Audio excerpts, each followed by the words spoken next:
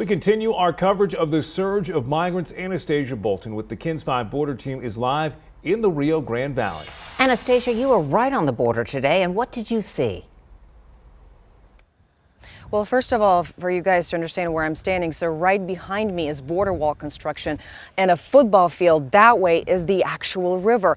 We spent some time on the banks today, and it did not take very long to find a number of migrant families making their way into the United States and then going down the road to the border facility, or a makeshift facility rather, that has been set up for them to check in under a bridge nearby. Kind of a first-hand look of what it is that's going on. The world wants to see what is going on along the U.S.-Mexico border in the Rio Grande Valley. There was a gaggle of us, journalists, who couldn't be here without an escort. So the Texas Department of Public Safety took us on a tour. March 6, Governor Greg Abbott and DPS launched Operation Lone Star. What we're seeing here is a part of that effort. The majority of people that see our presence along this river usually deters individuals from coming over. At this point, some people are coming over and just turning themselves in, and they get referred over to Border Patrol. Texas Department of Public Safety took us here to the banks of the Rio Grande River between Mission and McAllen. The other side is Mexico, and that's where we understand the migrants make their way across the river. They come out right here. This is the landing place, and you can see that with some of the items, the personal effects that they leave behind. And from here, they make their way to the main road and into the United States. ¿Por qué decidieron venir a Estados Unidos? Por darle un mejor futuro a él. ¿Y qué esperan de Estados Unidos? Apoyo. Apoyo para nosotros, educación, seguridad. Customs and Border Protection in the Rio Grande Valley serves 19 counties and does the math. The agency says in February of this year, their agents encountered nearly 28,000 migrants.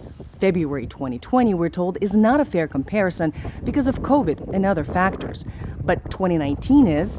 In February of that year, more than 25,000 people were apprehended. A lot of the migrants that are coming across, I say probably 95%, they want to come across as migrants. They're not involved in the drug smuggling. But in there, close by, using that as a cover, you're going to have the cartel moving their product. It's separate. DPS Sergeant Trent Price has been a part of other operations. And then we have a raft right here. It came across. He's back on the river for this assignment. So there's definitely two different battles, so to speak, to be fought. Unfortunately, they are kind of commingled together because they will run like a group of people around the bend here and kind of distract BP and get everybody going that way, and then they'll just easily push a raft across with narcotics on this side. We didn't see any of that today on this part of the river, but it doesn't mean it didn't happen somewhere else. A lot is happening on the border right now. The world wants to see it, and this is just a small glimpse into one day. Like I mentioned, a lot is going on the border right now, and there is a lot of attention on this area. Senators Ted Cruz and John Cornyn are expected to visit it later this week. Back to you.